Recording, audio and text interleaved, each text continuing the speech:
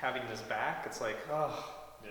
It's kind of frustrating because you want that level of presence and anchoring into the world. I imagine this, walking through the Cis Tower, for example, and feeling like I'm walking in the Cis Tower, I'm not just floating across the floor magically, you know? Yeah.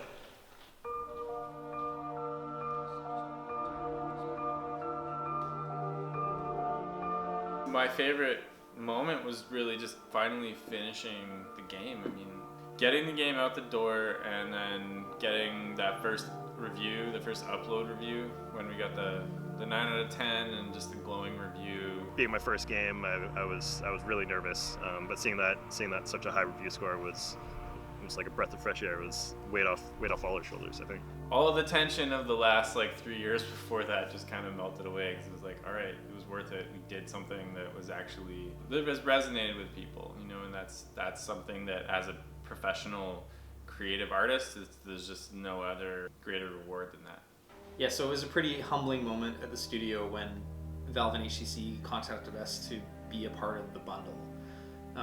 Because what that really means is that people will be cracking open their Vive when they get home, and one of the first things they can do is play the Gallery Call of the Starseed. I think our game has some fun and novel interactions in it, which for a first generation VR experience was an easy win, but I think that the story and the environment and the feeling that you get through exploration is what's going to hold people to this title. We recently got to try the new Vive trackers, so we had full body in a game, which is super crazy. It felt like the first time I tried positional tracking with the Vive, where I could walk around the room, but now I could actually see my body walking around. For us personally as a studio, we always had this kind of grand ambition to do full body persistence. Our very earliest prototypes had a full body, had arms, and the Vive trackers, for us at least, allow us to experiment with what that means again.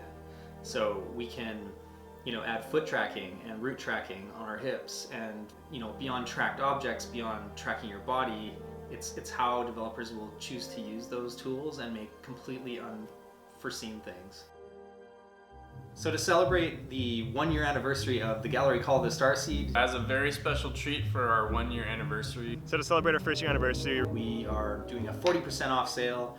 It's the lowest price we've offered yet for the title, and that's really specifically to allow new users to jump into the experience, to get a taste of what the gallery is before we launch Heart of the Emberstone. We have finally managed to get the soundtrack available up on Steam. We're going to be giving away a bunch of Watcher posters, which are all signed by Adrian Huff, who was the actor. We're also going to be giving away some Episode 2 keys. So we're excited to let those who haven't experienced it yet play through the experience and tell us what they thought about it, and hopefully they enjoyed it. And this is a soundtrack that we are very lucky to have because it was made by Mr. Jeremy Soule. Now it's yours for the low price of free, because we decided that we wanted to make sure that everybody got to listen to it, and we love our fans, and it's been a long time coming.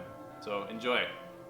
You can find out more about the contest in the description below, and probably other ways, probably post it on Facebook.